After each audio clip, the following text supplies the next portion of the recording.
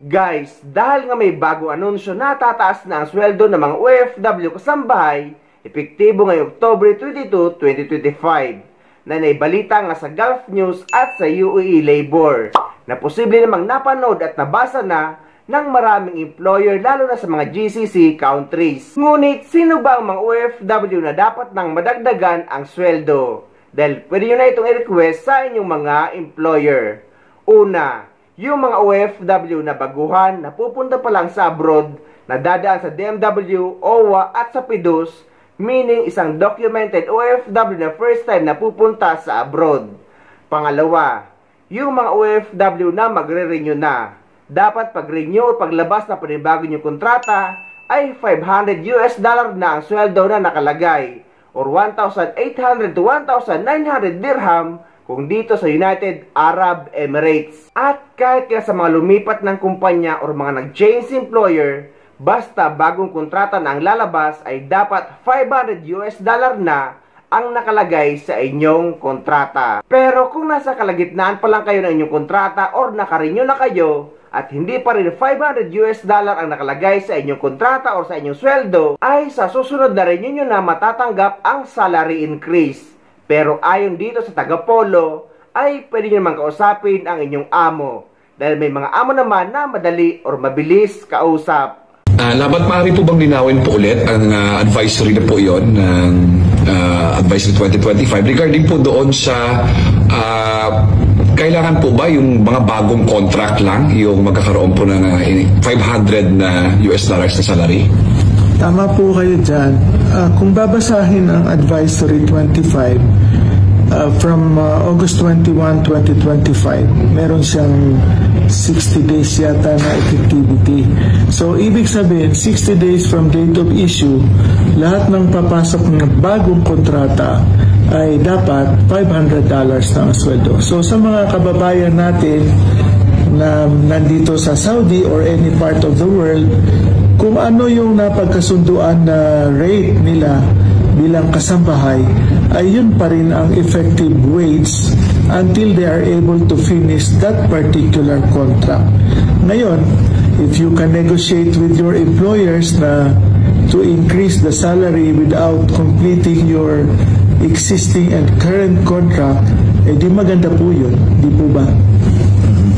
So, ibig sabihin po yun, yung mga pababakasyon po, halimbawa, for renewal ng kanang contract, yun po sa panibago nila, automatic na po, bago sila mabakasyon? Kung renewal, that means they have already completed the current contract. Ibig sabihin, kung babalik sila, panibagong kontrata, dapat yung bagong rate na ang applicable. Pero, kung sila ay nasa kalagitnaan ng kontrata, kasi 2 years, di po ba? Halimbawa, after 1 year, generous ang employer, pinayagang magbakasyon. That means yung current rate pa rin ng $400. Okay? So for the remainder, yung 1 year pang natitira ay $400 pa rin. Now, the following year, kung mag-renew ng kontrata, pwede na nila o dapat na nilang i-demand ang $500. Whether babalik sila sa pinagtatrabahuan ngayon or mag-a-apply ng panibago sa ibang employer. Yes, speaking of panibagong employer, I mean to say if they will do the exit and then apply new contracts, new hire. Tama po yun, tama po yun. So, labat dito po, kamakailan ay may lumabas po about dun sa Qatar. Ito nababasa po sa mga social media platforms na Qatar has declined the $400 na salary or increment para sa mga workers. Can you confirm on this or may ano po ba yung position po natin dito?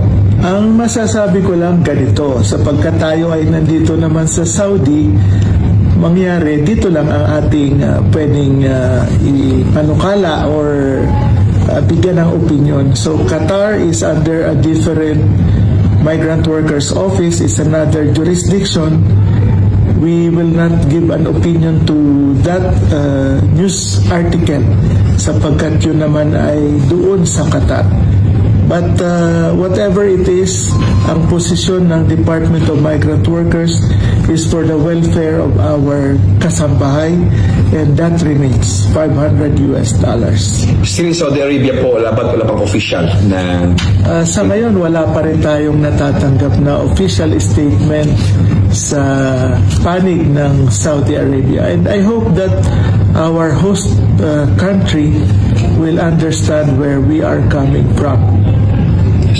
Final message niyo po, labat sa ating mga kababayan ko dito po sa Saudi Arabia. Ang aking maipapayo ay sana pagbutihin ang trabaho, paghusayan ang ating mga kakayahan, at asahan po ninyo na ang pamahalaan sa pamumuno ni Secretary Hans Leo J. Kakdak ay isusulong ang inyong welfare, particularly itong compensation package na $500.